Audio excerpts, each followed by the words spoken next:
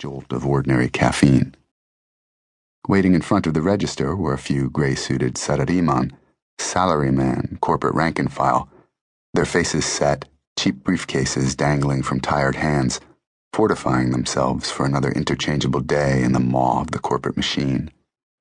Behind them, two empty-faced teenage girls, their hair reduced to steel-wool brittleness by the dyes they used to turn it orange, noses pierced with oversized rings, their costumes meant to proclaim rejection of the traditional route chosen by the sarariman in front of them, but offering no understanding of what they had chosen instead.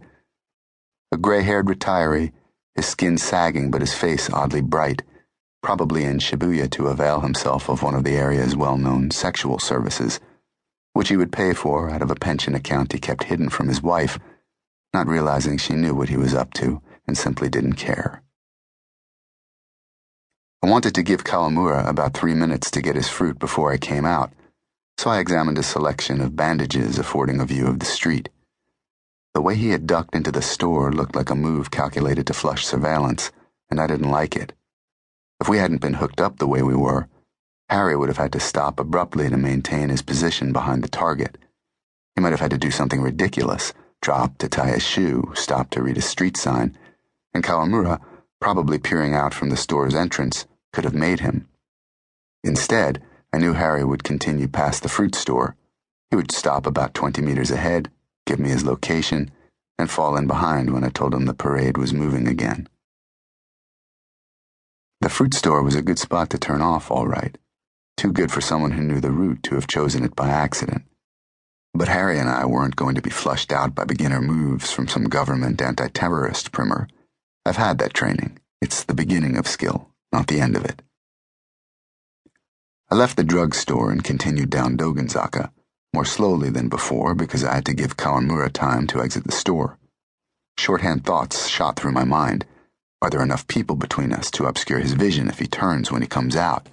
What shops am I passing if I need to duck off suddenly?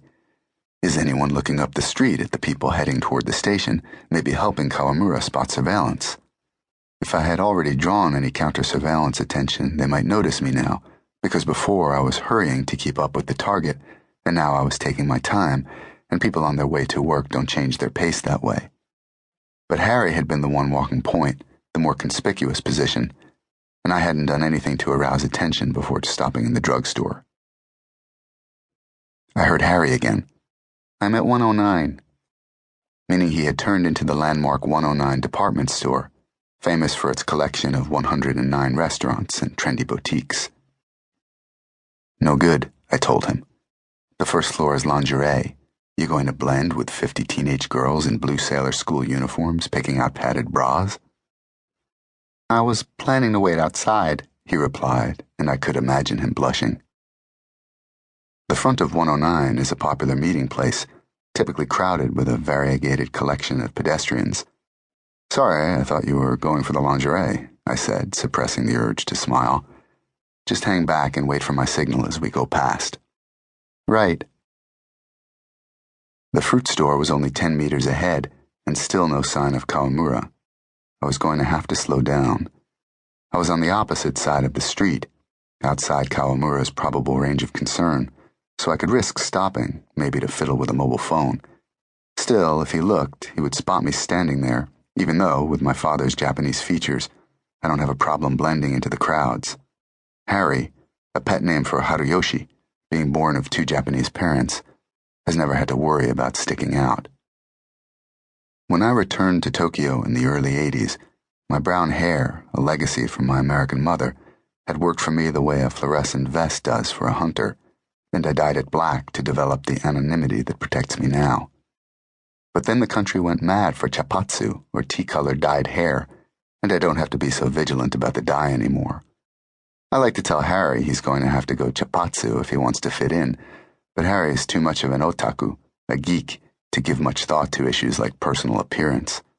I guess he doesn't have that much to work with anyway.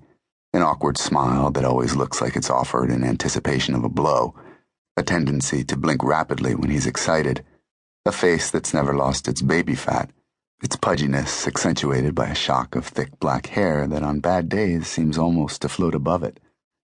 But the same qualities that keep him off magazine covers